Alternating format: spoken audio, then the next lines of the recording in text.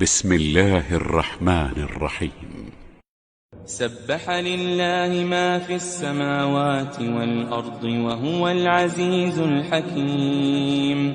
له ملك السماوات والأرض يحيي ويميت وهو على كل شيء قدير. هو الأول والآخر والظاهر والباطن وهو بكل شيء عليم. هو الذي خلق السماوات والأرض في 6 أيام ثم استوى على العرش. يعلم ما يلج في الأرض وما يخرج منها وما ينزل من السماء وما يعرج فيها، وهو معكم أينما كنتم والله بما تعملون بصير. له ملك السماوات والأرض وإلى الله ترجع الأمور. يولج الليل في النهار ويولج النهار في الليل وهو عليم بذات الصدور. آمنوا بالله ورسوله وأنفقوا مما جعلكم مستخلفين فيه، فالذين آمنوا منكم وأنفقوا لهم أجر كبير. وما لكم لا تؤمنون بالله والرسول يدعوكم لتؤمنوا بربكم وقد أخذ ميثاقكم إن كنتم مؤمنين. هو الذي ينزل على عبده آيات بينات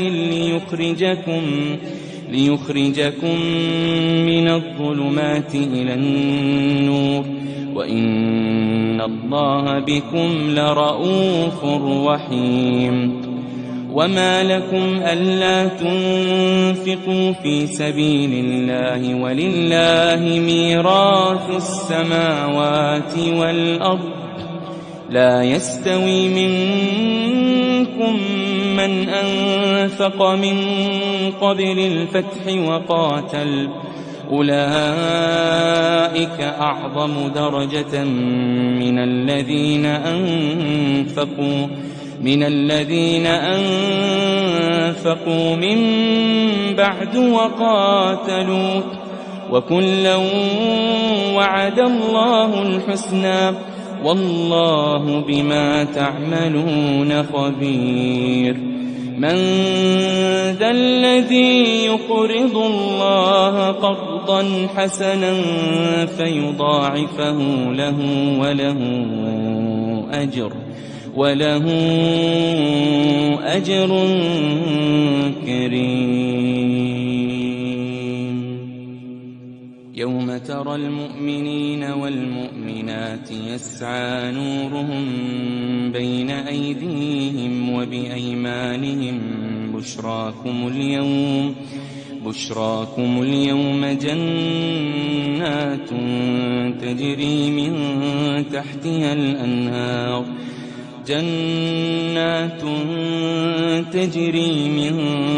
تحتها الأنهار خالدين فيها، ذلك هو الفوز العظيم. يوم يقول المنافقون والمنافقات للذين آمنوا انظرونا نقتبس من نوركم قيل ارجعوا وراءكم فالتمسوا نورا فضرب بينهم بسور له باب باطنه فيه الرحمة وظاهره من قبله العذاب. ينادونهم ألم نكن معكم قالوا بلى ولكنكم فتنتم أنفسكم ولكنكم فتنتم أنفسكم وتربصتم وارتبتم وغرتكم الأماني حتى جاء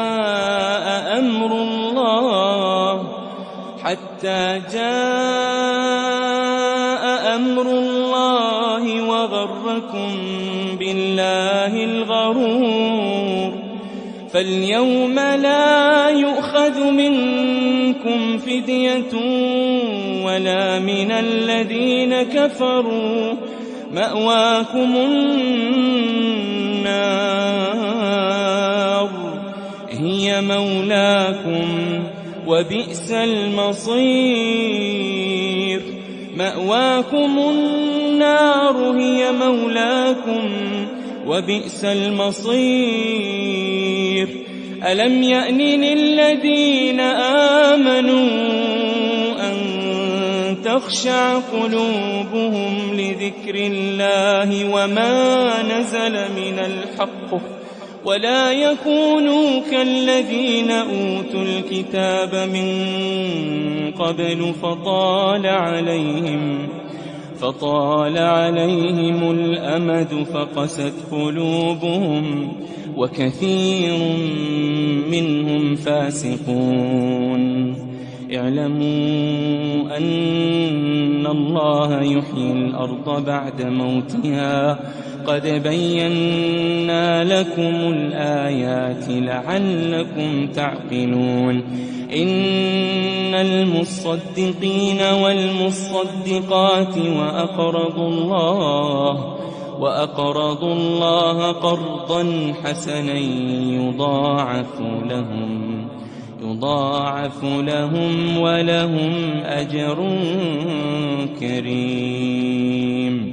والذين آمنوا بالله ورسله أولئك هم الصديقون والشهداء عند ربهم لهم أجرهم ونورهم. والذين كفروا وكذبوا بآياتنا أولئك أصحاب الجحيم. اعلموا أنما الحياة الدنيا لعب وله وزينة وتفاخر بينكم وتكاثر في الأموال والأولاد كمثل غيث أعجب الكفار نباته ثم يهيج فتراه مصفرا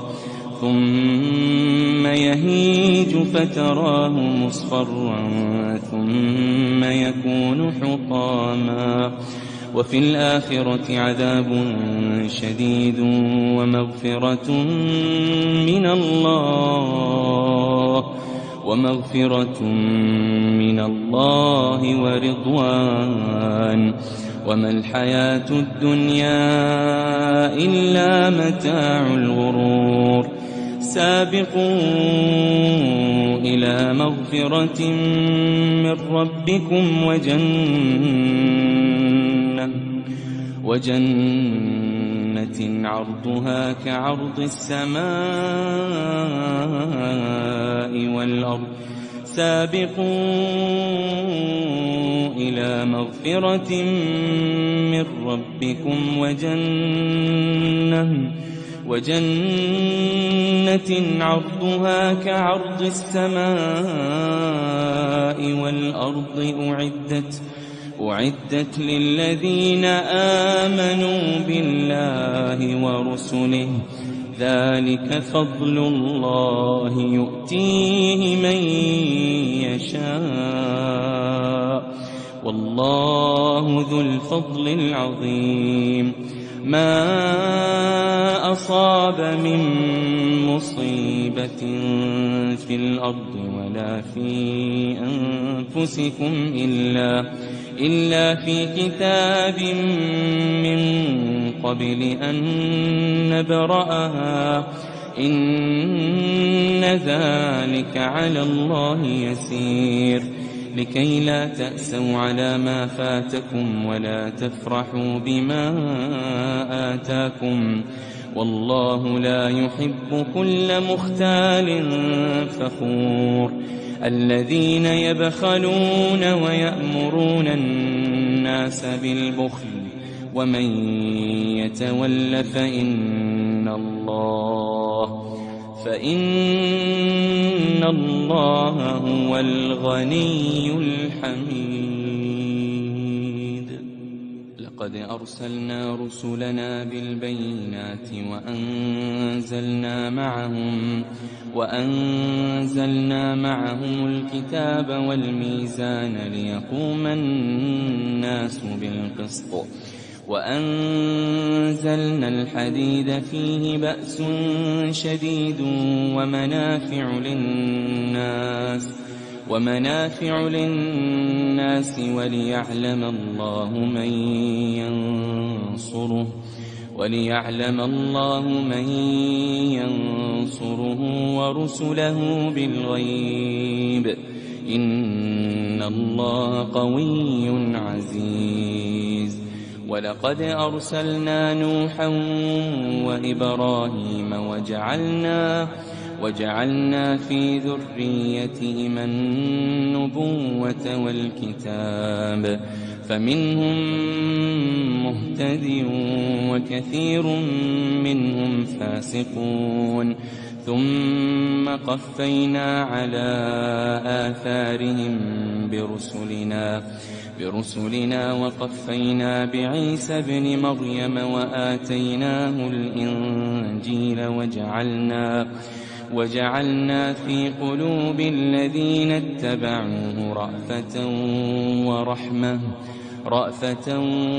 ورحمة ورهبانية ابتدعوها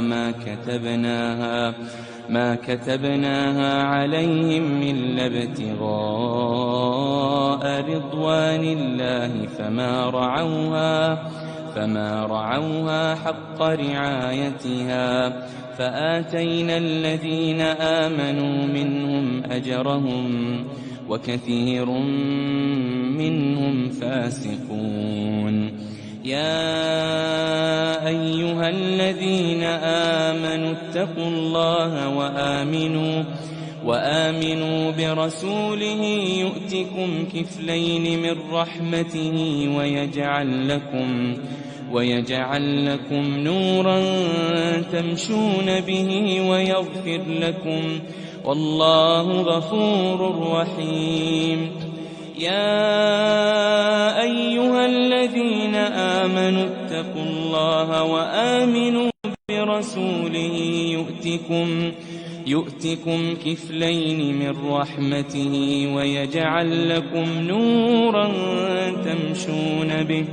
ويجعل لكم نورا تمشون به ويغفر لكم والله غفور رحيم لئلا يعلم أهل الكتاب ألا يقدرون على شيء من فضل الله وأن الفضل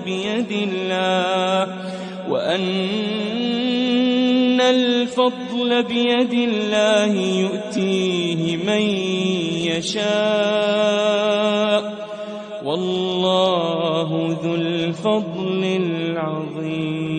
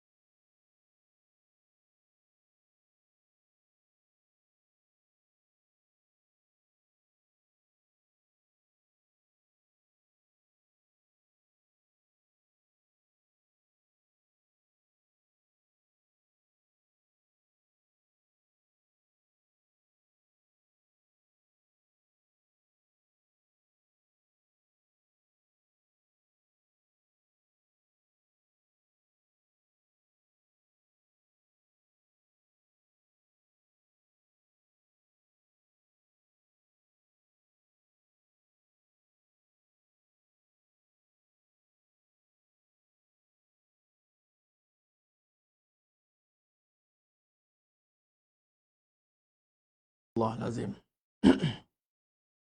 Assalamualaikum warahmatullahi wabarakatuh. Bismillahirrahmanirrahim. Innal hamdalillah nahmaduhu wa nasta'inuhu wa nastaghfiruh wa na'udzu billahi min shururi anfusina wa min sayyiati a'malina. May yahdihillahu fala mudhillalah wa may yudlil fala hadiyalah. Ashhadu an la ilaha illallah wahdahu la syarika lah wa ashhadu anna Muhammadan abduhu wa rasuluh. Allahumma salli ala Muhammad wa ala ali Muhammad. Rabbi yasir wa la tu'assir, Rabbi tammim bil khair. Rabbi shrah li sadri wa yassir li amri wahlul 'uqdatam min lisani yafqahu qawli. Allahumma aftah alaina hikmataka wanshur alaina min khazaini rahmatika ya arhamar rahimin. Wallahu alladhi la ilaha illa huwa alimul ghaibi wa syahadah wa rahmanur rahim. Wallahu alladhi la ilaha illa hu al-malikul quddusus salamul mu'minul muhaiminul azizul jabbarul mutakabbir. Subhanallahi amma yushrikun.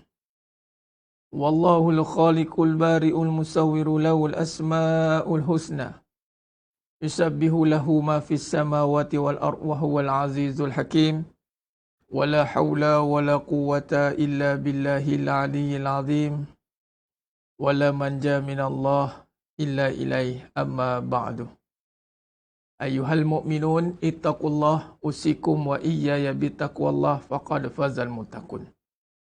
Sidang jemaah yang dimuliakan Allah Subhanahu wa taala, para penuntut Akademi Rotu Furqan, muslimin muslimat, hadirin dan hadirat, mudah-mudahan kita semua tergolong dalam golongan hamba-hambanya yang benar-benar bersyukur. Amin ya rabbal alamin. Alhamdulillah. Summa alhamdulillah ala kulli hal, alhamdulillah ala kulli ni'mah. Bersyukur kita pada Allah SWT diberikan lagi kesempatan untuk kita bersama-sama dalam majlis ilmu secara atas talian ini. Setelah lama kita Allah izinkan daripada PKP 1.0, 2.0, sekarang 3.0. Dah nak masuk 2 tahun dah, setahun dan 2 tahun ni. Mudah-mudahan ianya menjadikan sebagai titik tolak untuk kita terus istiqamah. Yang mana sentiasa mengikuti pengajian, tahniah dan syabas. Kerana anda menetapkan satu kefahaman bahawa pengajian yang menitik beratkan tentang kehidupan, tentang hati, tentang situasi bagaimana nak memahami akan selok-belok kehidupan ini, anda meletakkan ia menjadi keutamaan. Maka ini yang paling payah nak buat, kerana dalam kehidupan itu ada fitnah. Fitnah mahya wal mamat, kata Nabi SAW. Maka kadang-kadang manusia ini dia tidak melihat kehidupan itu penting untuk dikaji. Yang dia tahu dia nak beramal dia. Dia nak beramal, kemudian dia nak ambil agama sebagai perkara yang memenuhi kehendak dia. Maka timbullah satu keadaan dan kenyataan nanti agama diperdagangkan. Ini akhirnya. Kenapa? Sebab dia nak tahu agama mengikut kemahuan dia. Dia nak belajar agama tapi kehidupan dia masih lagi tidak jelas. Masih lagi tidak berada dalam kefahaman yang benar. Agama ni boleh dijadikan sebagai silibus pendidikan dan pengajian saja. Pendidikan, silibus tuan-tuan. Tapi hakikatnya kehidupan itu masih lagi terkapai-kapai mencari-cari penyelesaian. Apa itu kehidupan? Tentang keadaan diri dia, tentang keadaan bagaimana kehidupan dia dengan pasangan dia, bagaimana dengan keadaan dia nak memahami tentang apa yang berlaku dalam kehidupan ini, nak membezakan hak dan batil di dalam menilai, mentafsir kehidupan. Itu tidak diambil penekanan. Jadi dalam pembawakan kepada pembahasan hakikat kehidupan yang menekankan kepada perbahasan akidah dan tasawuf. Dan ini tuntutan fardu ain. Menilai, merungkai, mentafsir kehidupan tuan-tuan. Dari sudut pandang kebenaran. Dalam kelas yang lebih khusus, menekankan tentang pengurusan kehidupan. Kita nak menguruskan amalan, anda kena tahu selok-belok amalan. Mengaji tentang amalan. Tapi amalan itu tidak akan bermakna kalau kehidupan anda tidak diurus dengan baik. Bagaimana anda nak menguruskan amalan kalau kehidupan tidak terurus? Maka kedua-duanya ini mestilah digabungkan. Kehidupan tanpa amalan itu kosong. Amalan tanpa kehidupan itu sia-sia. Tuan-tuan, ada kehidupan tapi tiada amalan.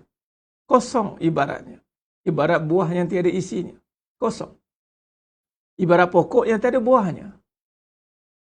Tetapi buah yang tiada pokok, maka sia-sia kerana buah itu akan jadi busuk.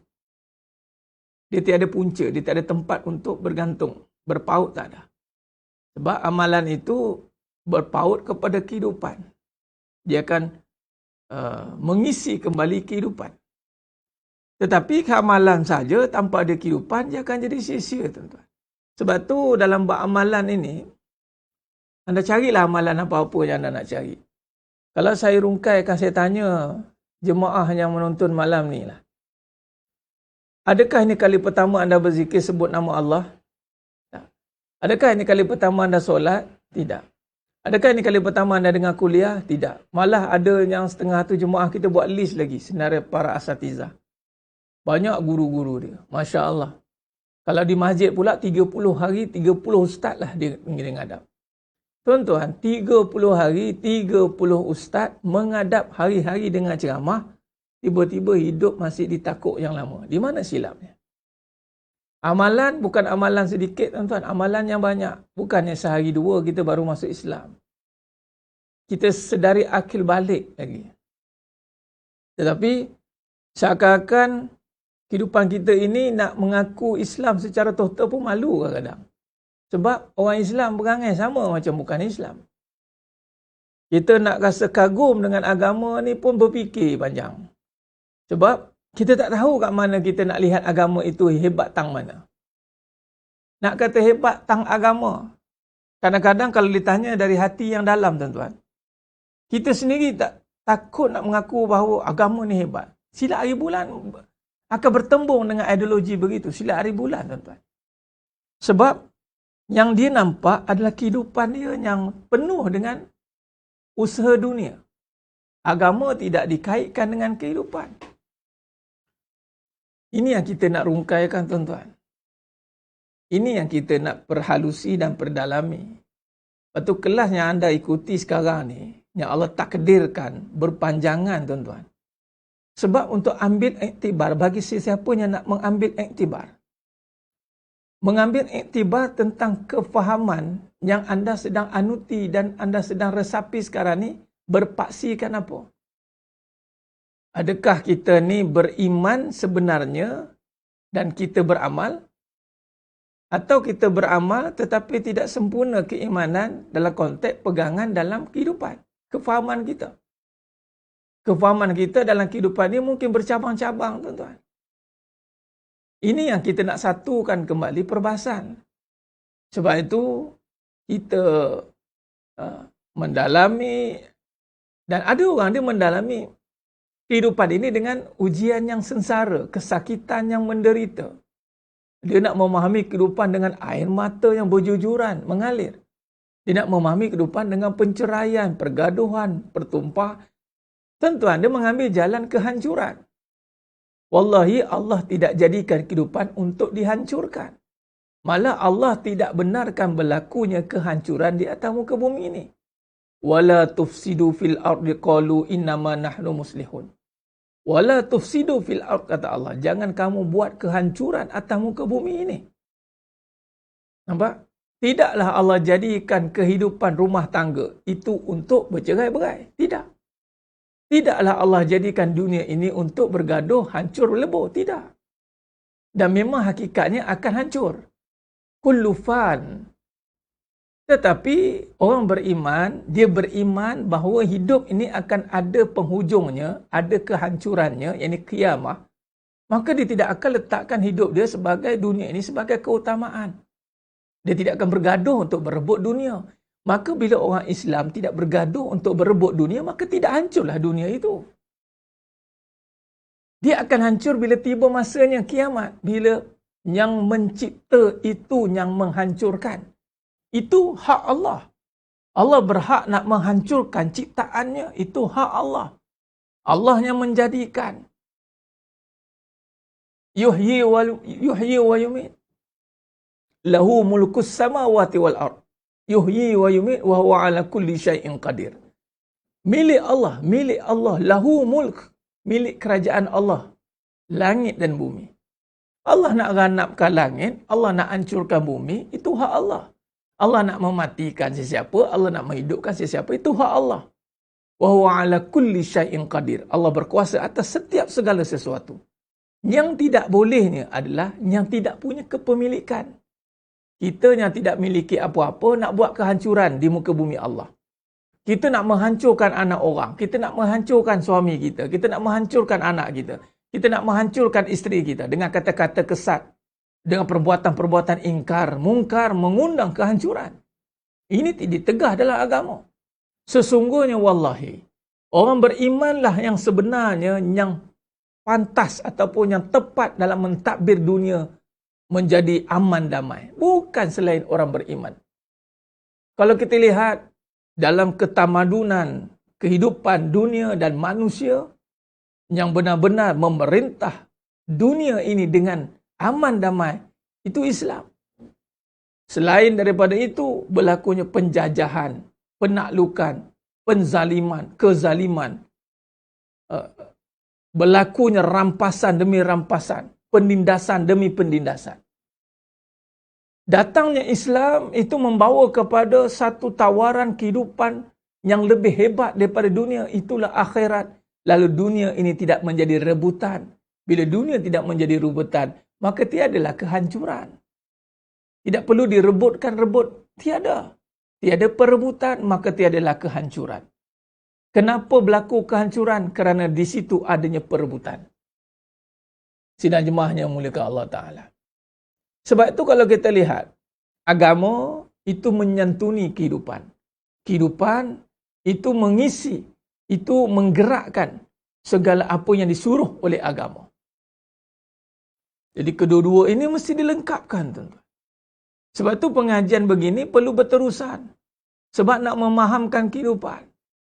Saya, sidang jemaah yang dimuliakan Allah Ta'ala. Orang kalau cakap banyak kan, kadang-kadang tu dia cerita ni, semangat tu semangat ini kan. Soalan pertama saya akan tanya, macam mana keluarga?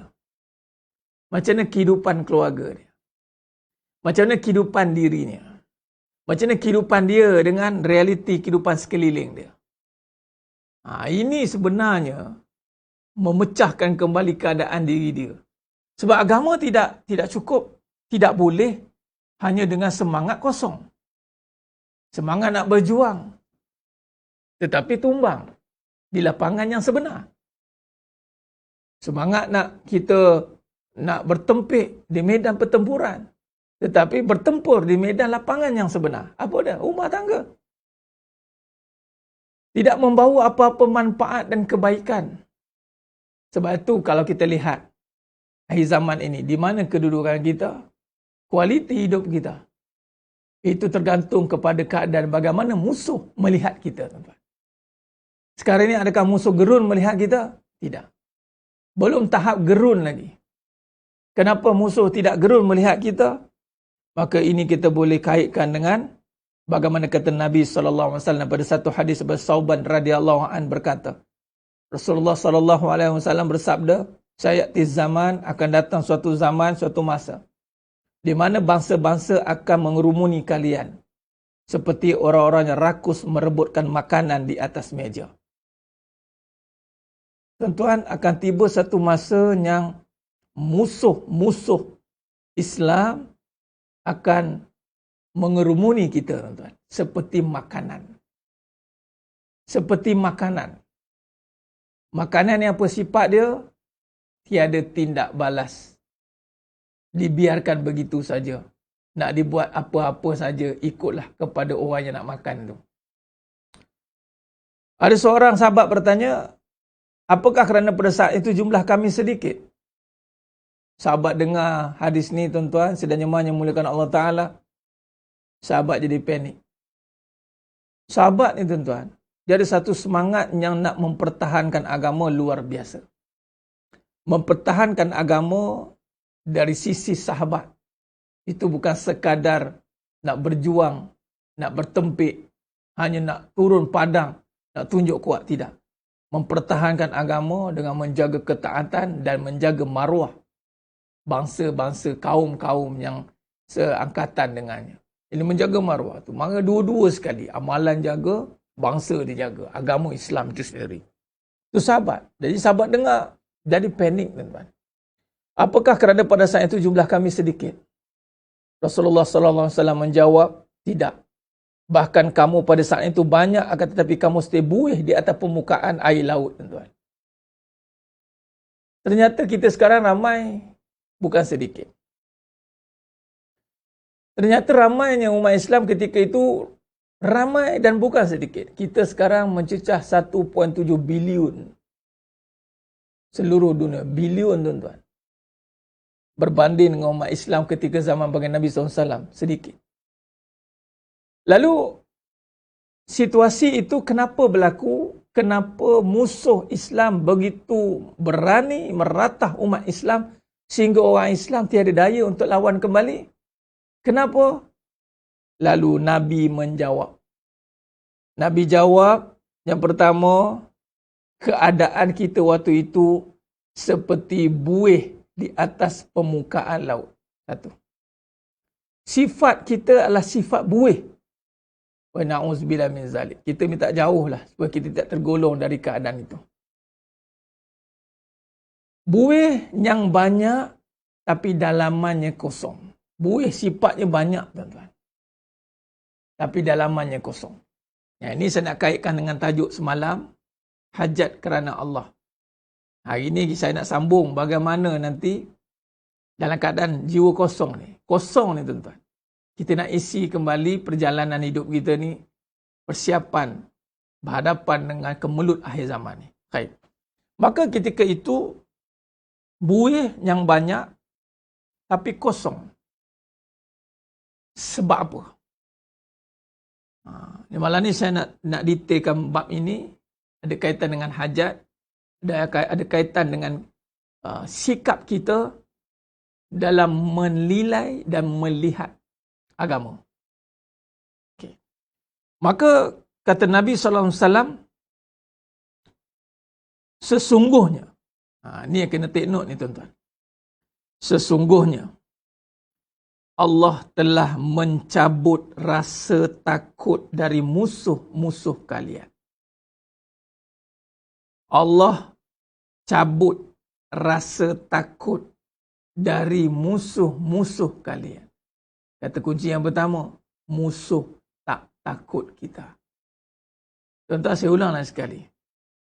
Musuh tak takut kita bermaksud bertempiklah macam mana.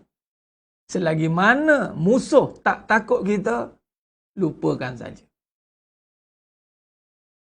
Sekarang kita bukan sekadar nak tunjuk kita ni mampu bertahan, mempertahankan. Tetapi apa gunanya di saat kita nak mempertahankan, tetapi hanya dipandang sebelah mata. Dicebikkan saja. Baliklah. Kata macam tu. Musuh tak takut kita. Siapa yang buat? Allah cabut rasa takut musuh kepada kita. Allah cabut rasa takut musuh kepada kita. Saya ulang lagi sekali. Allah cabut rasa takut musuh melihat kita. Siapa cabut? Allah cabut. Ya Rabbi. Bermaksud, kalau kita lihat lawan daripada Allah cabut, Allah boleh campakkan rasa gerun musuh tengok kita. Tapi itu tidak berlaku dalam peristiwa dan keadaan ini, tuan-tuan. Tak berlaku. Dan apa yang berlaku lagi adalah Allah mencampakkan penyakit al-wahan, wahnun, pada hati-hati kalian. Allah Rabbi. Allah campakkan penyakit pula yang lebih bahaya daripada COVID-19. Lebih bahaya daripada semua penyakit biologi yang ada di atas muka bumi ini. Kerana penyakit ini membawa kepada neraka, silat hari bulan kekal di dalamnya. Penyakit biologi membawa kita kepada maut, silat hari bulan ke syurga tempatnya kerana kafarah dosa. Setiap penyakit yang menimpa orang beriman diterima dengan redha hal hati yang lapang, kafarah seluruh dosanya. Allahu Akbar. Tapi kalau penyakit ini kena dekat umat Islam, bukan kafarah dosa, menambah dosa. Dan penyakit itu dicampakkan oleh Allah pada hati kalian. Al-wahnun. Ma huwal wahnun? Kata sahabat, apa itu wahnun? Lalu Rasulullah menjawab, al-wahnun hubbud dunya wa karahiyatul maut. Cinta dunia dan bencikan kematian. Atau takutkan kematian. Tuan-tuan sidang jemaah yang muliakan Allah Subhanahu Wa Taala. Ini kata kunci kita pada malam ini. Bagaimana kita hari ini nak bangkit dalam keadaan yang musuh tak takut kita. Hari ini semua orang mencari jalan untuk musuh takut kita. Supaya dia tak kacau kita. Tuan-tuan, kalau musuh tak nak kacau kita, kita kena minta Allah campakkan takut itu dalam diri mereka melihat kita. Bukan kita tunjuk apa yang kita ada. Kita nak tunjuk suara kuat kita. Kita nak tunjuk kita ramai. Ramai tidak menjanjikan kemenangan. Kita lihat Quraisy, kafir Quraisy, perang Badar Al-Kubra. Ramai, ramai. Kalah mereka, kalah.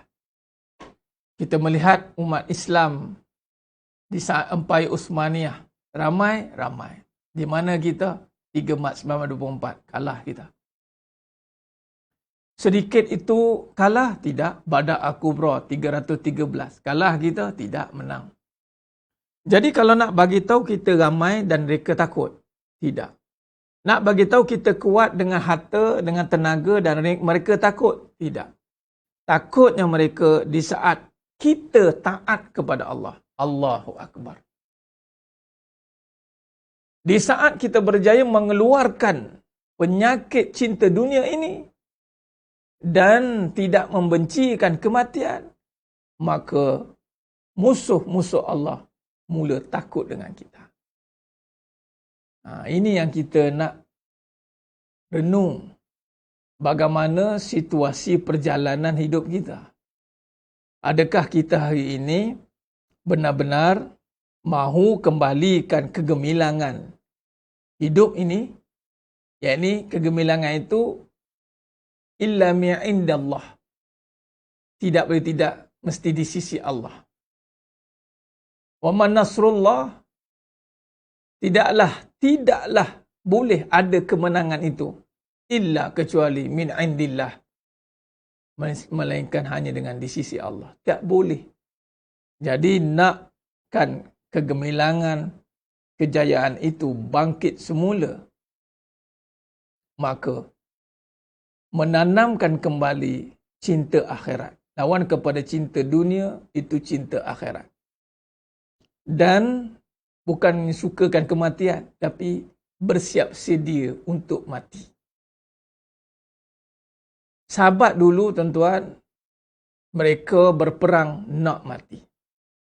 Antara kata kunci para sahabat menang dalam setiap pertempuran itu kerana mereka berperang nak mati. Dan tawaran agama, yakni iman, itu menawarkan seluruh tawaran yang tidak perlukan dunia. Malah mereka sanggup gadaikan dunia untuk agama. Kalau tawaran dunia, perlukan dunia. Contoh nak 1 juta, perlukan 1 juta. Kerana 1 juta dengan 1 juta. Malah tidak boleh ditawarkan dengan nyawa. Tak boleh. Nak 1 juta bagi nyawa. Tak dapatlah 1 juta, matilah kita. Tapi nak syurga, tawaran nyawa, boleh. Malah para sahabat, para syuhada sanggup mati di jalan Allah demi mendapatkan syurga. Itu bezanya. Itu bezanya, tuan-tuan. Dan di sinilah kita kena mula kembali menyusun strategi kehidupan kita. Kalau semalam kita membincangkan bagaimana hajat kita itu memusatkan kepada Allah Subhanahu Wa Taala. Hajat itu mesti disangkutkan hanya kepada Allah. Allahus Samad. Tuan sedang jemaah yang mulakan Allah Ta'ala. Maka di sini, kita mahukan Allah, kita perlukan dunia. Kita divide terus macam tu. Kita tidak mahu lagi beramal kerana dunia. Kita tidak mahu lagi kita jual amalan kita kerana nak dunia. Tidak perlu tuan-tuan. Sekarang ni kita buat amalan itu kerana Allah. Dan amalan itu milik Allah. Dalam satu hadis Nabi SAW yang kita pernah sebut dalam hadis khusus tentang puasa. Namun, kita boleh ambil iktibarnya pada amalan seluruhnya. Yang mana setiap amalan anak Adam itu berganda. Daripada 10 hingga ila sab'ami'ah difin, hingga 700 kali ganda. Illa saum fa innahu li wa ana ajizi bih, kecuali puasa milikku. Jadi kalau kita lihat puasa itu satu amalan yang datang daripada Allah dan milik Allah, Allah kata. Kenapa milik Allah? Yad'u syahwat wa ta'amahu min ajli. Kita meninggalkan syahwat dan makan minum kerana Allah. Jadi maknanya bila kita buat amalan kita kerana Allah, maka amalan itu milik Allah. Jadi kita buat amalan itu kerana Allah suruh, Allah punya, hak Allah, milik Allah. Maka jangan sekali-sekali kita pairingkan amalan itu dengan hajat dunia. Start nak dunia, minta pada Allah. Titik. Itu saja. Kita nak dunia, tukar. Kita perlukan dunia. Maka, bila kita melihat, pergi kepada keperluan, maka letak kembali susun atur. Kita letak kembali susun atur dia. Dia panggil aulawiyat, keutamaan dia. Maka, dari sudut amalan tuan-tuan, itu kita kena letakkan hanya kepada Allah. Hanya kepada Allah. Baik. Buat gambar rajah sikit. Allahumma salli.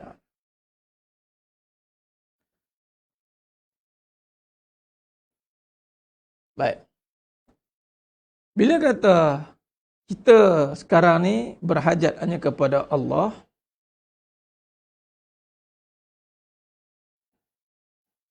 jadi amalan kita, amal kita, semua kerana Allah. Jadi jangan ada sebab lain menuju kepada Allah. Bermaksud solat, Quran, sedekah kita, semua. Seluruh amalan-amalan yang kita buat, puasa apatah lagi, letakkan dengan satu saja, iaitu suruhan.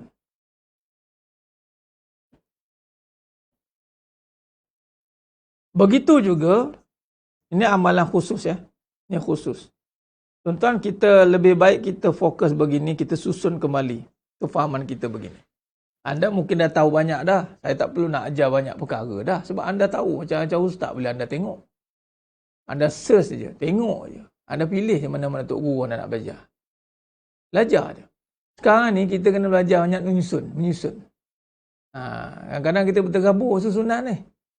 Okay, sekarang kita susun tuan-tuan. Yang ini Allah bagi kelebihan sikit lah dalam kefahaman ini. Sebab Allah Ta'ala meletakkan dalam amalan ini, dia ada keutamaan. Maka cara susun tu dia ada kaedah, ada soft ni. Kelebihannya pada soft ni lah. Cuma anda juga kena tahu kaedah huraikan soft itu. Sebab tidak ada kemahiran menghuraikan, maka anda jadi normal balik, amalan biasa lah. Setiap bulan amalan itu tidak ada susunan dia. Tak ada kedudukan yang betul. Setiap bulan amalan itu didagangkan untuk dunia. Tak boleh. Sebab tu tidak jadi apa-apa. Termasuklah dengan doa tuan-tuan. Doa adalah amalan ibadah. Khusus. Doa termasuk dalam amalan. Baik, sekarang ni seluruh amalan khusus yang ada syarat tertentu, rukun tertentu, itu naik ke atas amalan, naik kepada Allah. Lillah. Bermaksud jadi lillah. Maka datanglah ibadah umum, tuan-tuan.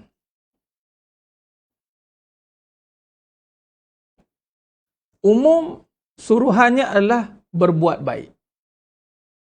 Kebaikan.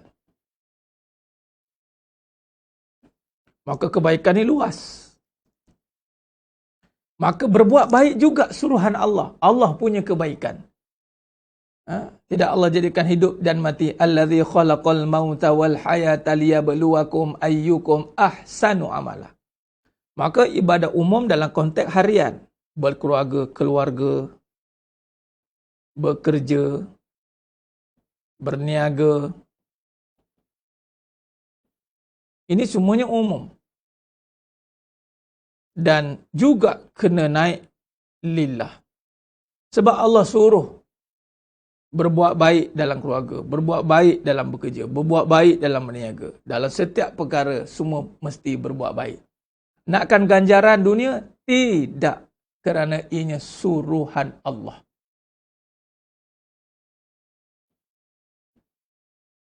Suruhan.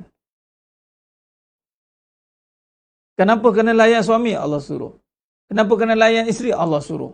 Kenapa kena kerja? Allah suruh. Sebab apa Allah suruh? Sebab ada tenaga nak tolong orang, nak berkhidmat, Allah suruh.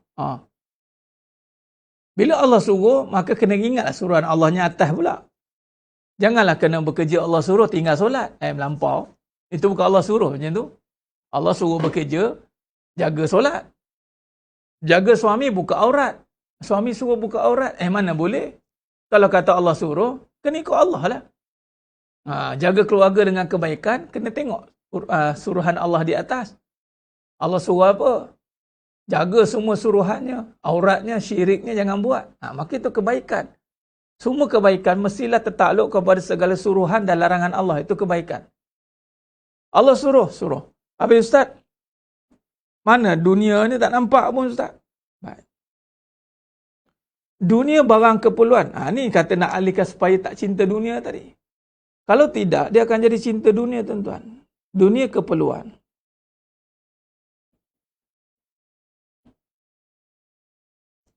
Maka segala hal-hal berkaitan dengan keperluan dunia. Apa dia? Makan, minum.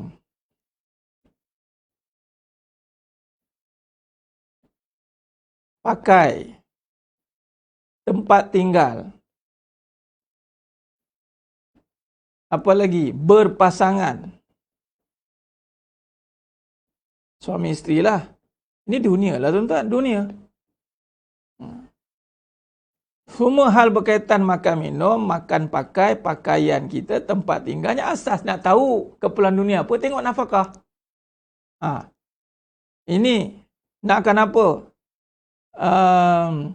Nafkah zahir batin ni. Apa dia? Belayan. Itu keperluan dunia lah tu. Belayan, emosi dia panggil. Emotional quotient dia panggil. Kesihatan emosi. Itu semua keperluan dunia. Ni dunia ni. Yang mana kalau dirangkumkan dunia ini, dia memenuhi aspek fizikal, jasmani dan emosi. Itu je lah. Jasmani kita perlukan makan, perlukan rehat. Emosi kita perlukan belayan. Itulah. Tapi ini keperluan. Nah, kalau tengok di atas ni, kebaikan semua ni, ini sebab tu ada orang tak mau buat. Sebab jasad dia tak perlukan begitu. Dia ikut nafsu lah. Emosi apa, jasad ni perlukan keduniaan. Sebab tu kalau kita tidak faham kedudukan ini, maka yang ini akan jadi nombor satu. Okay, sekarang ni makan, minum, pakai, tempat tinggal, pasangan semua ini semua keperluan.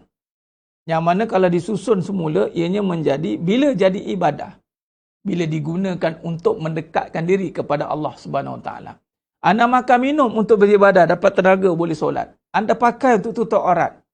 Ada tempat tinggal untuk berlindung daripada segala perkara-perkara yang mengancam nyawa semua. Anda ada pasangan untuk anda mendapat kebahagiaan, anda nak merasakan keharmonian hidup itu. Jadi maknanya dunia ini hanya diiktiraf di saat anda menjunjung segala suruhan Allah. Tidak menjunjung suruhan Allah, maka dunia tidak diiktiraf. Sebab dunia itu keperluan sahaja. Baik sekarang ni, bila makam keperluan, anda nak dunia, anda perlu dunia. Bahasa pasarnya nak dunia. Tapi kalau dalam bahasa pengajian ni keperluan dunia. Bila kita dah ngaji, kita faham, oh perlu je Ustaz. Ya, bila perlu, dia tidaklah jadi terburu-buru. Bila nak, dia jadi nafsu. Saya nak kahwin lagi. Tak payahlah, hentikanlah. Nak tu tak payahlah. Abang perlu kahwin lagi. Silakan. Bang, kat mana keperluannya bang? Keperluannya, ya kita kena bantulah. Keperluan dari sudut mana tu bang? Bincang. Hakim akan tanya. Serah padanya hakim. Yang arif lah. Okay, sekarang ni macam mana tak nak jadi cinta dunia? Sebab kalau tengok kepada dunia ini, yang ini banyak hajat kita. Hajat nak makan minum ni nak perlu duit. Datang cerita pasal duit. Pakai sama lah pasal duit. Tempat tinggal pun pasal duit. Maka pasangan cerita pasal kasih sayang, perhatian. Mulalah cerita tentang penindasan. Nakkan kasih sayang. Duit cerita bab rezeki lah. Mula dikaitkan dengan rezeki. Kasih sayang. Berantakan saja rumah tangga itu kan. Dia cerita suami isteri. Nampak? Jadi maknanya, di saat sebelum anda tersilap di dalam menumpukan perhatian yang utama, maka sebab itulah kita kena ada ilmu di dalam mentadbir kehidupan kita.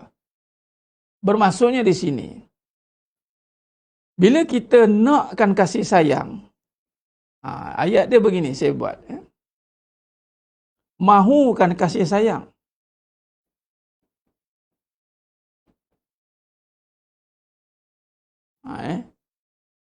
Mahukan rezeki.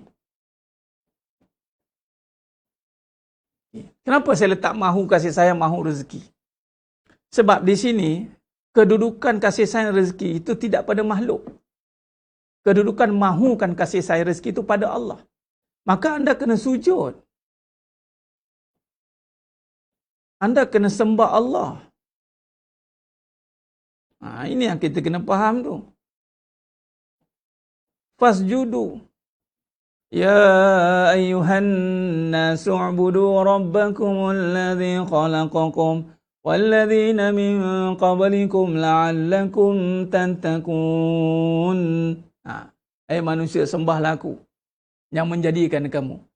Fa idza quriyatis salatu fantashiru fil ard wabtaghu min fadlillah wazkurullaha katsiran la'allakum tuflihun. Nampak? Surah Jumaah ayat 9. Maka nak rezeki, nak kasih sayang, itu kena sujud kepada Allah. Tiba-tiba, anda mahukan kasih sayang, anda tengok pasangan, suami. Anda mahukan rezeki, anda tengok duit. Ini datang cinta dunia ni. Mahukan kasih sayang, saya nakkan suami, Ustaz. Saya perlukan kasih sayang. Saya mahukan kasih sayang, hidup saya sebatang kara. Seperti tiada apa-apa hidupku. Mulalah. Mengaban ada. Anda terus pergi kepada suami kahwin, nikah. Di saat anda tiada kasih sayang, apa yang berlaku? Maka anda akan cintakan dunia ini. Anda menganggapan suami inilah yang memberi kasih sayang. Itu orang suami bagai nak rak bercinta, orang kata bercinta tu. Senang cinta kasih sayang tu memanglah kahwinlah kerana cinta. Kahwinlah kerana kasih sayang, bukan kerana suami. Kalau kerana suami, minta maaf cakap. Berapa ramai ada kadang-kadang dah bertukar suami. Kalau kerana cinta, kerana isteri, tu yang kahwin lagi tu. Kalau kerana isteri cukuplah seorang tu je. Kerah kat situ lah. Dah, kerana kasih sayang. Kalau kerana kasih sayang, tu hak Allah. Allah nak bagi kasih sayang kat siapa yang Allah nak, Allah bagi. Nampak? Betapa butanya manusia ni. Itu pun bertempik nak berjihad. Tengok pun dah gagal. Kena Allah pun tidak. Nampak? Bagaimana nak berhajat kepada Allah? Di saat kita nak mohon pertolongan Allah, Nasrullah, kita tidak minta pada Allah. Kita minta meratap kepada makhluk. Kita berpaling daripada Allah. Ini kan nakkan rezeki. Kita nakkan duit. Bukan nakkan rezeki. Kita nakkan suami bukan nakkan kasih sayang. Kalau nakkan kasih sayang, nak rezeki, sujud, taat kepada Allah. Bukan sibuk nak membina, menyuburkan kasih sayang dengan bermaksiat kepada Allah. Suami isteri yang bermaksiat kepada Allah. Suami tidak mendidik isteri. Isteri berlawan suami. Tidak memastikan ketaatan yang berlaku atas suami dan isteri. Maka tiada kasih sayang pada rumah tangga begitu. Sebab itu jangan terkejut. Tadi ada sahabat kita share. Macam-macam isu berlaku dalam kemelut kehidupan manusia ni. Isteri, suami, macam-macam. Ibarat manusia ni dah tak ada kasih sayang. Memang. Manusia dah tak ada kasih sayang kerana dia apa? Dia tidak minta kepada Allah. Dia tidak berhajat kepada Allah.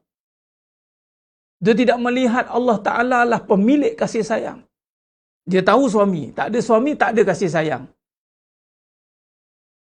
Bagaimana anda nak berkasih sayang, nak berromantik dengan suami, dengan isteri kalau tak ada kasih sayang? Habis itu yang tak kenal Allah pun tak berromantik itu. Itu bukan romantik, itu nafsu semata-mata. Ini yang berlaku. Jadi sekarang ni, mahukan Allah. Lebih detail, kita mahukan kasih sayang. Kita mahukan rezeki. Kita minta kepada Allah, mulut berkata rezeki, hati nakkan duit. Warzuqni ya Allah, murahkan ya Allah, kurniakan rezeki. Dalam hati nak duit. Malaikat kata, ternyata cinta dunia. Patutnya, ya Allah aku perlukan duit ya Allah. Mulut sebutlah duit tak masalah. Tapi dalam hati, ya Allah duit ini ya Allah menyatakan sifat merazak. Tiada adanya duit sekiranya tiada rezeki. Lalu rezekilah yang memegang duit. Ya Allah, yang ada itu rezeki, duit itu tak ada. Ya Allah, dalam keadaan aku hari ini, ya Allah, melihat kekuasaanmu, melihat kebesaranmu, aku melihat bahawa duit itu tiada, rezeki itu ada. Barulah padu. Barulah malaikat tengok macam ginilah. Ini dah, ya Allah, bagilah rezeki aku susah dalam hati. Ya Allah, aku nak duit, ya Allah. Nampak? Hati kata lain, mulut kata lain. Ya Allah, aku nak kasih sayang. Ya Allah, menangis. Ya Allah, nak kasih sayang. Dalam hati, ya Allah, aku nak suami kalau boleh yang Mr. Perfect. Ya Allah, Mr. Perfect yang boleh lovely sikit. Lovely lace ke apa ke. Ni, mulut kata nak kasih sayang. Hati nak suami. Macam mana? Macam mana? Di mana kita nak memohon Nasrullah? Sedangkan kita tak berhajat kepada Allah. Tak ada, tak dapat. Dapat suami, lepas satu suami datang. Tak ada kasih sayang. Dah kamu nak suami, aku bagilah suami. Kalau kamu minta kasih sayang, insya-Allah dapat suami. Kan saya pernah cerita, kasih sayang ini tuan-tuan. Allahumma salli ala.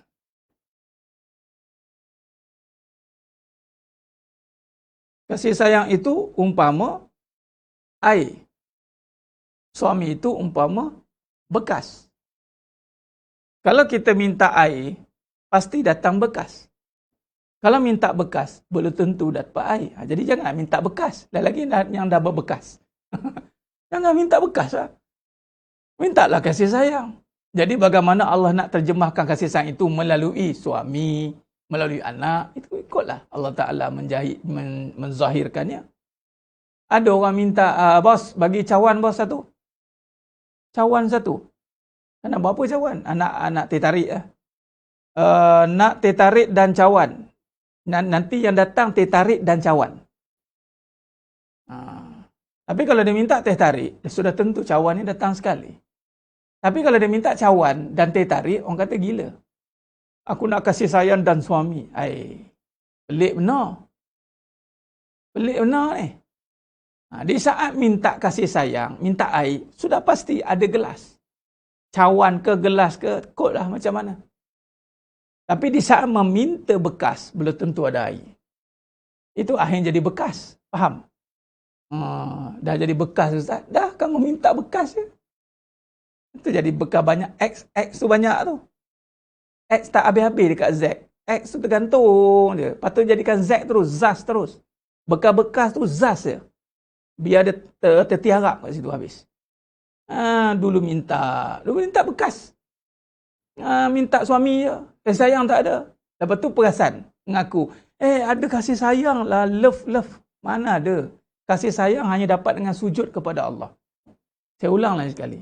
Kasih sayang hanya dapat apabila kamu sujud kepada Allah. Rezeki hanya dapat bila kamu sujud kepada Allah. Jadi, itu nama Allah. Razzaq. Kasih sayang itu sifat Allah. Rahman, Rahim. Mana mungkin kamu dapat rezeki, kamu dapat kasih sayang di saat kamu ingkar, kamu mungkar kepada Allah Ta'ala. Takkan dapat. Yang dapat itu hanya bekas saja. Duit tinggal bekas. Tinggal bekas, Ustaz. Dompet dia kosong. Bekas je. Duit pun tak ada. Memanglah. Tak berkat.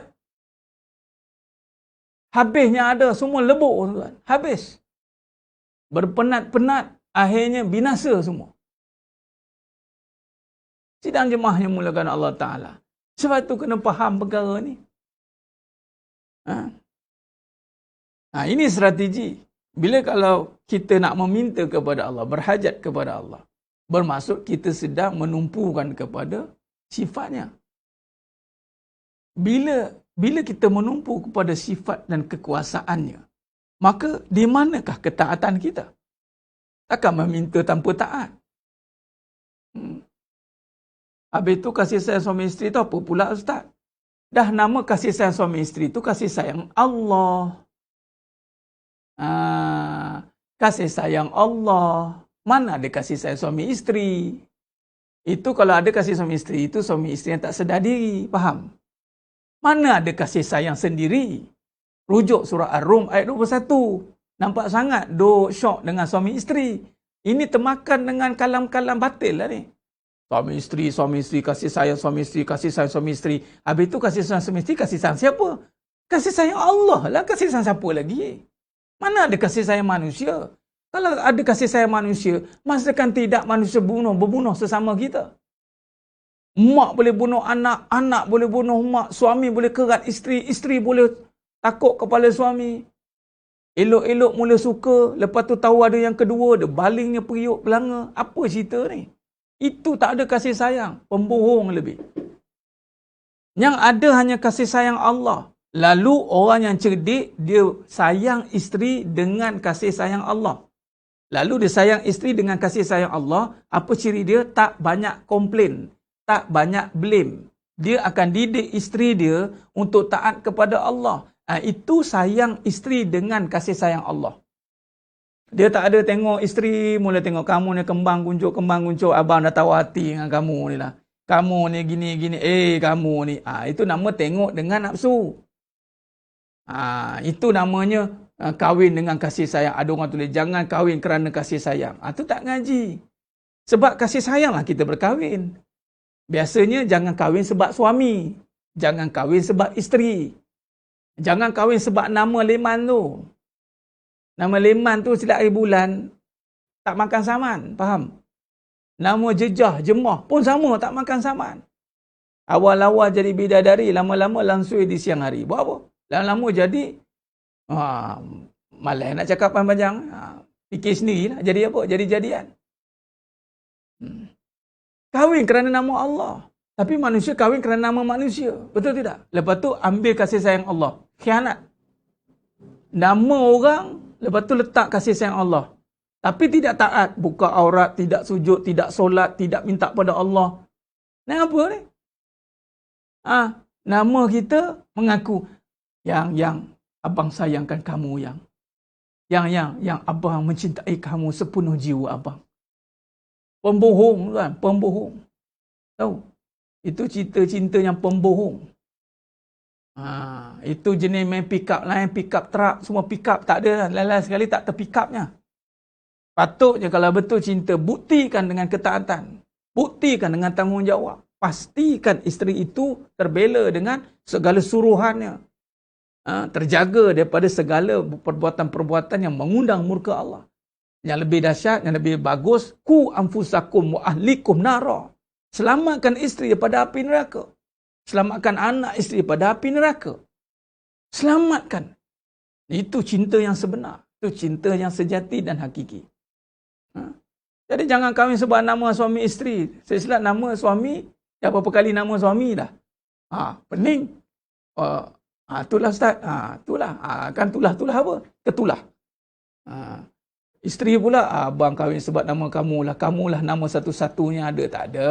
Sebab cinta Allah, sebab kasih sayang Allah. Jadi sedang jemaah yang mulakan Allah Subhanahu Wa Taala. Maka kalau kita lihat di sini kembali, di sinilah yang mana tanpa had. Maka bila tanpa had, hajat mesti pada Allah. Anda nak rezeki kan? Rezeki ni tanpa had, tuan-tuan. Kalau anda nak duit, maka itu pergi kerja. Duit. Adapun duit pun, anda mintalah kepada Allah sebab kedua-duanya perlukan Allah. Rezeki pun sahih perlukan Allah, mahukan Allah sebab memang sifat dia. Okay, kalau duit, itu melibatkan manusia. Duit melibatkan manusia. Jadi maksudnya manusia ada usaha. Okey? Manusia, usaha. Okey. Bagaimana nak kaitkan dengan Allah? Anda tengok usaha ni, tuan-tuan. Usaha ni tenaga. Tenaga ni mestilah kena dengan Allah. Anda nak cari duit kalau tak ada tenaga macam mana? Satu. Yang kedua, usaha ni kena ada idea. Ilham. Ilham ni yang datangkan duit, tuan-tuan. Yang macam tanya yang pasal McDonald. Dia bagi, Ustaz, McDonald tu nama keluarga dia lah, Ustaz. Memanglah saya tahu McDonald tu nama keluarga dia. Tetapi M itu, dia ada ilham dia. Dia ada falsafah pada huruf M tu. McDonald tu memang nama sekutu sepapat dia. Tapi nak cerita ni, daripada M tu falsafah tu lah. Ilham tu jadi duit. Tenaga dan ilham. Jangan duk sembang, tuan-tuan. Kata dengan diri saya tu yang korun kena tu. Tenaga pun dari Allah, idea pun dari Allah. Jadi kalau anda nak duit, bukan kata tak apa aku boleh cari. Tak, kalau anda tak ada idea, anda tak ada ilham, tak dapat duit. Maka doa, ya Allah, aku perlukan duit, ya Allah. Bagilah aku duit, ya Allah. Anda jangan pula anggap bila dapat duit, pelepap jatuh ketul dekat tangan tu. Tidaklah, Allah bagilah ilham. Oh, ya, dapat idea. Idea pula, idea yang berkat. Idea yang jauh daripada maksiat. Idea yang tidak mengundang murka Allah. Idea yang tidak menyekat taat. Solat terjaga. Idea tu tidak menghalang kita untuk taat. Idea itu tidak menghalang kita untuk berbuat syariat Allah. Kadang-kadang dapat idea yang pelik-pelik. Ini kita kena keluar ni. Nampak idea contoh nak tambah duit. Jadi orang perempuan kenalah bertebaran, bergentayangan, berselerak dekat luar. Buka aurat, mudah dapat. Jadi public property. Nampak? Itu kan idea. Itu menempah sengsara. Menempah bala, tuan. Jangan buat main. Anda nampak idea macam cantik. Tapi kalau tidak dibawa kepada Allah, idea itu hanya mengundang bencana. Sebab itu, rezeki dah tentu-tentu kena sujud minta ke Allah. Sebab tanpa had, bila tanpa had, tak ada satu makhluk pun yang boleh manage rezeki. Melainkan Allah. Jadi, berhajat hanya pada Allah. Ya Rab, aku berhajat rezekimu, ya Allah. Aku mahukan engkau, ya Allah. Nampak? Ya Allah, aku mahukan kemenanganmu, ya Allah. Ya Allah, menangkan Allah maja'alna minan najihin wal faizin fi kulli imtihan fi din fi dunia wal akhirah. Wa khususan fi ikhwana fil mujahidin fi Palestin. Allah yang menangkan, tuan-tuan. Sebab kejayaan, kemenangan, fatah. Inna fatahna laka fatham mubina. Allah yang memenangkan. Iza ja'a nasrullahi wal fath. Wa ra'aitan nasa yadkhuluna fi dinillahi afwaja. Semua Allah Ta'ala yang memenangkan. Maka di saat kemenangan perlukan fathah, perlukan razak, perlukan rahman, perlukan quwwah, perlukan izzah. Itu semua Allah. Maka Allah nak kita taat. Khalas, titik. Ya Rab, aku perlukan dunia. Kau kerjalah. Kau usaha. Tapi ya Rab, aku tak ada tenaga. Di situ Allah datangkan tenaga. Aku bagi kau tenaga. Aku bagi kau idea. Kau uruskan dunia. Buatlah. Itu cara dia. Maka tidak bolehlah kita nak beramal sebab nak dunia. Salahlah. Beramal sebab kita taat kepada Allah. Cukup. Titik. Jangan ada lagi dalam hati itu nak selain Allah. Ha? Ha. Ya, Tuan Muhammad Faiz Haziq. Innalillah. Kerja tak ada, rezeki ada. Iktikad begitu je, Tuan. Hantar iktikad begitu. Kerja tak ada, rezeki ada. Duit tak ada, rezeki ada. Semua yang menonton malam ni, di saat sesiapa pun yang sedang diuji dengan keadaan itu, iktikadlah dengan benar. Kerja tak ada, rezeki ada. Duit tak ada, rezeki ada. Sihat tak ada, sembuh ada. Yang mana ada sahabat kita, Tuan Jurin tak silap, dia pun salah ada penuntut kita, aksiden pagi tadi. Isteri dia PM inbox Facebook bagi tu, doakan kesejahteraan bagi dia. Sakit, sihat tak ada. Contoh COVID sekarang, tengah tak ada sihat, tapi sembuh ada tak? Sembuh tetap ada. Sebab tu dalam bab ini, ni pun saya nak cakap sikit, tuan-tuan. Kesihatan. Saya pernah sentuh bab ni. Itu KKM. Itu ubat. Clear kan? Clear. Tapi orang beriman tak bergantung pada kesihatan. Sebab di sebalik kesihatan ada kesembuhan. Sekarang ni, saya nak tanya. COVID ni ada ubat tak? Tak ada kan? Dah, kesihatan tak ada lah tu. Mengaku je lah. Payah nak ngaku kenapa? COVID. Isu dia sekarang yang kena Jas Selangor 2,000 lebih, tuan. Isu ni tak ada ubat. Cuba kalau ada ubat. Injek, kena je injek. Selesai. Injek selesai. Sebab kita tak jumpa kesembuhan lagi. Dia panggil serasi tak ada. Ubat ada, serasi tak ada.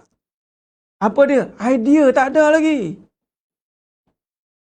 Yang ada pun vaksin. Vaksin pun bukannya cure. Idea tak ada. Jadi siapa kena lead kesembuhan? Agama lah, Kementerian Agama lah kena lead. Di saat kita berhempah pulas menjaga kesihatan dengan SOP yang ada, meminta kesembuhan tak ada. Kita orang beriman mesti minta kesembuhan. Malah kesembuhan ini boleh dalam pelbagai cara, tidak terikat dengan satu ubat. Silap bulan dengan hembus dia boleh sembuh. Sekejap lagi, COVID dah jumpa dah. Apa dia? Sembuh saja. Sembuh. Boleh. Jangan tuan. Dah payah-payah no. Saya pernah diuji sakit tanpa ubat, tuan-tuan. Masuk Ramadan sembuh. Kita pun pening. Hilang dah sakit aku. Dia pergi macam tu, tuan-tuan. Tapi ubat kita makanlah. Lepas satu-satu ubat kita makan.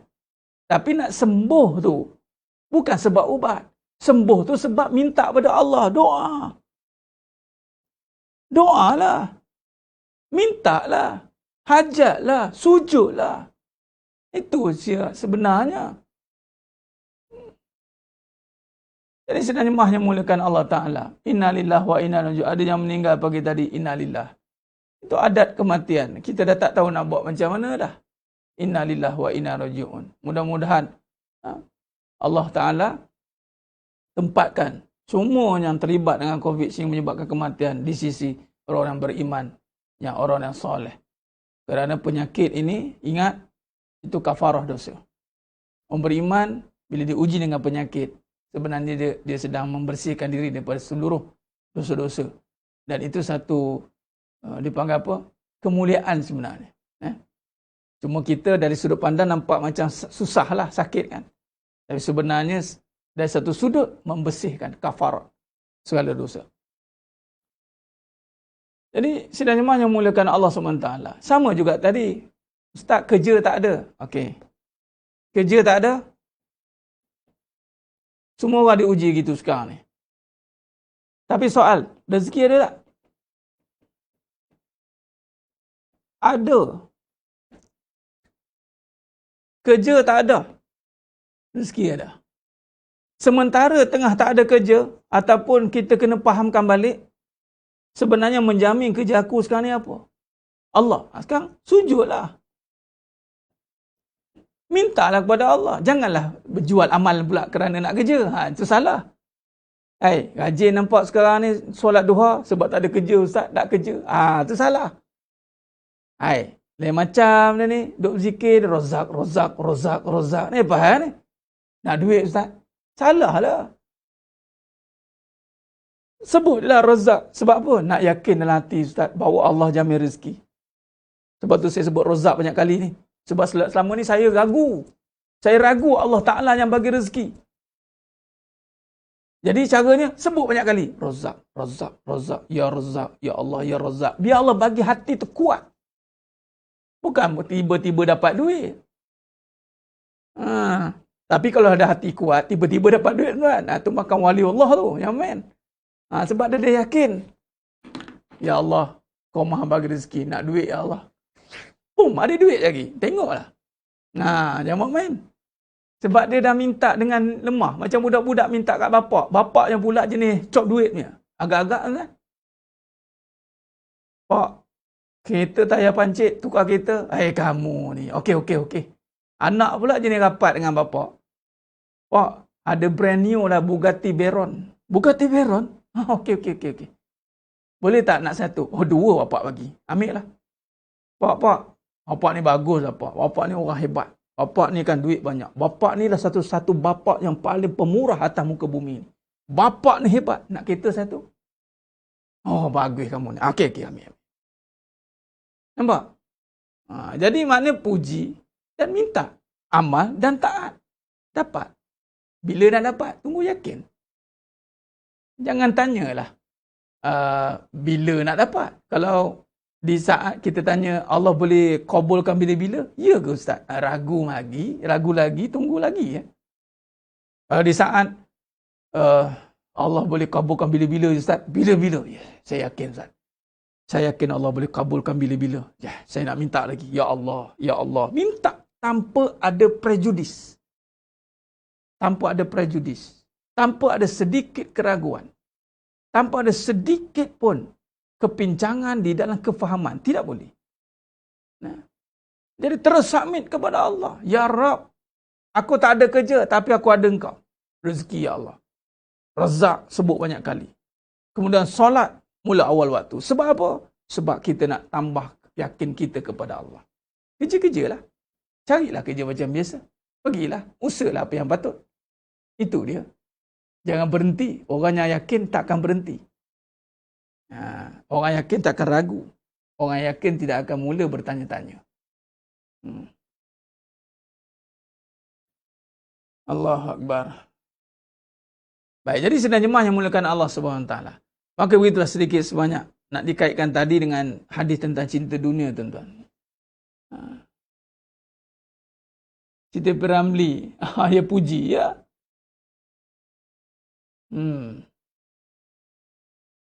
Jadi apa bekal kita ini? Sebab apa kenapa kita kena berbalik kepada Allah? Sebab hajat kita semua daripada Allah. Jadi itu berbalik kepada hadis tadi. Kita tak nak jadi umat yang nampak amalan banyak, perbuatan banyak, tapi semua amalan didagangkan untuk dunia, tuan-tuan. Hati-hati. Sebab apa? Sebab kita berhajat banyak ni. Ni nampak ni. Keperluan dunia kita banyak. Kita perlu dunia banyak. Malah kadang-kadang tertukar kita mahu dunia. Tukar, tuan-tuan. Kita susun balik. Amalan semua naik kepada Allah. Solat, Quran, doa, seluruhnya itu yang khusus. Itu suruhan Allah. Allah suruh aku solat, tak usah fikir banyak. Allah suruh kita lakukan kebaikan, tak usah fikir banyak. Jangan lagi tengok apa habuan dunia. Itu semua dari Allah. Kemudian dunia anda kena tukar melihat keperluan. Keperluan itu apa? Segala yang diperlukanlah pada dunia itu. Apa cara nak buat? Minta kepada Allah. Ya Rab, aku perlukan apa? Perlukan suami. Minta lah suami. Dah ada suami. Dah ada suami, syukur dengan suami yang ada. Ya Allah, aku mahukan kasih sayangmu, Ya Allah. Minta kasih sayang Allah. Selama hari ini aku tak nampak kasih sayangmu. Aku nampak Abang Laiman je, Ya Allah. Aku minta maaf, minta ampun, Ya Allah. Doa, betulkan balik signal tu. Okay? Puji Allah, Ya Razak. Aku mahukan kau, Ya Rab. Dan kau saja yang mampu mentadbir rezeki, tiada yang lain. Minta kepada Allah Ta'ala rezekinya. Maka sujud minta itu dengan sujud, dengan berserah diri kepada Allah. Duit, minta kepada Allah juga. Ya Allah, aku perlukan duit. Aku perlukan semua ini kerana untuk urus takbir dunia aku. Maka berikanlah ya Allah, mengikut dengan kadar, dengan keredaanmu. Maka Allah akan bagi tenaga. Allah bagi kita idea yang bagus-bagus. Untuk kita mendapat apa yang kita hajatkan tadi. Tanpa mengurangkan sedikit ketaatan kita. Itu kita nak. Jadi sedang jemaah yang mulakan Allah SWT. Begitulah sedikit sebanyak perbahasan kita pada malam ni, insya-Allah. dalam perbahasan kita ni, kita akan sambung lagi pada malam besok insya-Allah. Moga-moga Allah rahmati kita semua. Jangan sampai kita tersilap dalam melihat ini. Walaupun Allah sedang uji kita ni, macam tadi kerja tak ada, Allah Rabbi, dengan kematian tentang COVID, inna lillahi wa inna ilaihi raji'un. Jangan sampai kita pincang hajat kita. Hajatlah kepada Allah, tetap berpegang hajat hanya kepada Allah.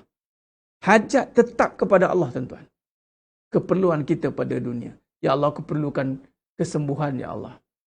Aku berhajat kepadamu kerana aku perlukan kesihatan. Itu cara dia. Ya Allah, aku berhajat kepada kesembuhan. Aku perlukan kepada kesihatan.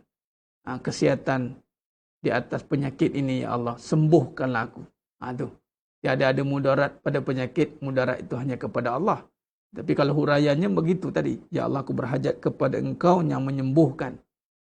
Maka sihatkanlah aku. Itu cara dia. InsyaAllah dengan kefahaman begitu, mudah-mudahan membantu kita untuk kembali mengatur kembali kehidupan kita yang begitu mencabar di akhir zaman ini, sangat mencabar, dan kita kena hadapi dengan ilmu dan kefahaman, ya tuan-tuan. Jangan beramal tanpa kefahaman kerana dia lebih merosakkan lagi perbuatan dan kesannya lebih parah, tuan-tuan. Maka insya-Allah teruskan istiqamah dalam pengajian kita. Terima kasih pada semua. Mohon ampun, mohon maaf di atas segala kekurangan, terkasar kata, terkurang bicara di dalam penyampaian. Hanya Allah Ta'ala sajalah yang mampu menyempurnakan perbahasan kita pada malam ini, insya-Allah. Sehingga kita bertemu lagi pada malam esok, insya-Allah. Aku qouli hadza wa astaghfirullahalazim li wa lakum wa bila taufiq wal hidayah. Assalamualaikum warahmatullahi wabarakatuh.